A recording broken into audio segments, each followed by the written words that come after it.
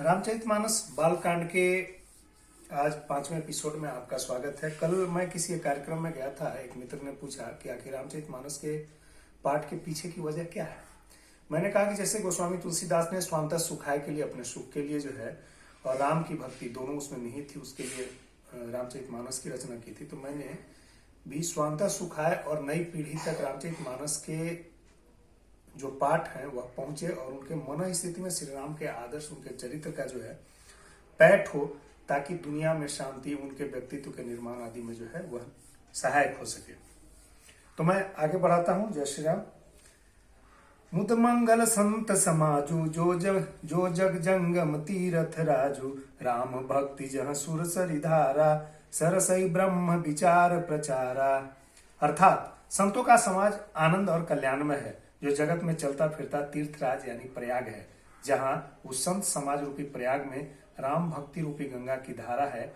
ब्रह्म विचार का प्रचार सरस्वती जी हैं।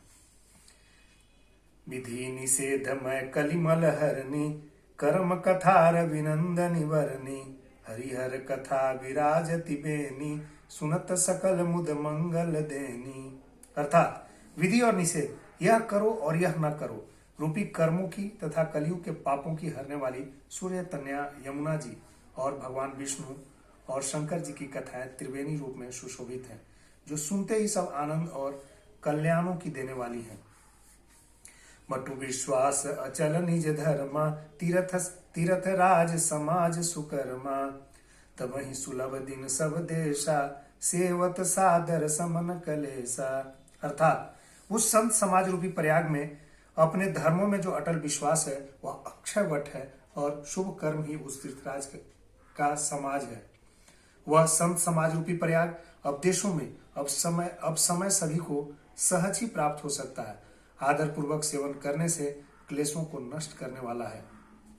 अकथ अलौकिक तीरथ राहु, देई सद्य फल प्रगट प्रभाऊ। वह तीर्थराज अलौकिक और अकथनीय है, जिसका वर्णन नहीं किया जा सकता और तत्काल फल देने वाला है। उसका प्रभाव प्रत्यक्ष है। जय श्री। सुने ही समझो जन मुदित जन मना, मज ही अति अनुराग, लहही चारि फल अक्षतनु, साधु समाज प्रयाग सियावर रामचंद्र की जय। अर्थात जो मनुष्य इस संत समाज रूपी तीर्थराज का प्रभाव प्रसन्न मन से सुनते और समझते हैं और फिर अत्यंत प्रेम पूर्वक इसे गोते लगाते हैं, वे इस शरीर में रहते ही धर्म, अर्थ, काम और मोक्ष, जीवन के जो चार मूल्य हैं, चार जो पक्ष हैं, चार मूल्यों का पक्ष है, उन्हें जो है चारों फल पा जाते हैं। मजन फल पेखिए तत्काला, काक होई पिक बकऊ मराला, सुनी अचरज करे जनी कोई, सतसंगति महिमा नहीं कोई। इस अर्थात तीर्थराज में स्नान का फल तत्काल ऐसा देखने में आता है कि कौवे कोयल बन जाते हैं, बगुले हंस बन जाते हैं। यह सुनकर न आश्चर्य करें, क्योंकि सत्संग की महिमा किसी से छिपी नहीं। वाल्मीकि नारद घट जोनी, निज निज मुख निकही निज होनी, जलचर थलचर नभचर नाना, जे जड़ चेतन जीव समाना। अर्थात वाल्मीकि जी, नारद जी, अगस्त्य जी अपने अपने मुखों से अपनी होनी, जीवन का वृतांत कही है। जल में रहने वाले, जमीन पर चलने वाले, आकाश में विचरण करने वाले नाना प्रकार के जड़ चेतन जीव इस संसार में है। मति कीरति गति बति भूति भलाई, जब जहि जतन जहां जहि पाई, सो जानब सतसंग प्रभाऊ, लोकहु वेद न आन उपाऊ।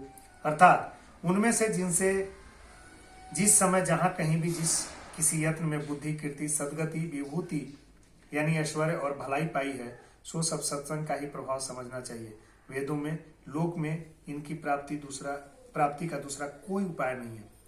बिनु सत्संग विवेक न होई, राम कृपा बिनु सुलभ न सोई, सत्संग मुद मंगल मूला, सोई फल विधि सब साधन फूला।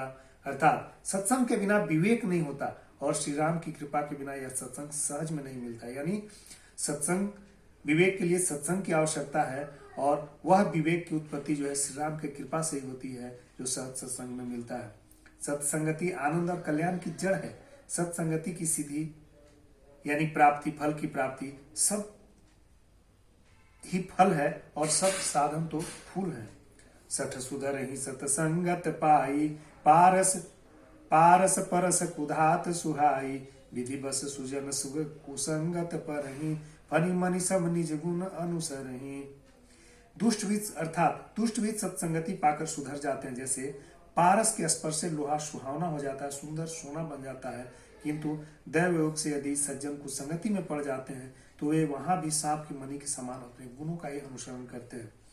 जिस प्रकार सांप संसर्ग पाकर भी मणि उसके विष सांप का संसर्ग पाकर भी मणि उसके विष को ग्रहण नहीं करता तथा अपने सहज गुण प्रकाश को नहीं छोड़ती है, उसी प्रकार साधु पुरुष दुष्टों के संग में रहकर भी दूसरों को प्रकाश ही देते हैं, दुष्टों का उन पर कोई प्रभाव नहीं पड़ता।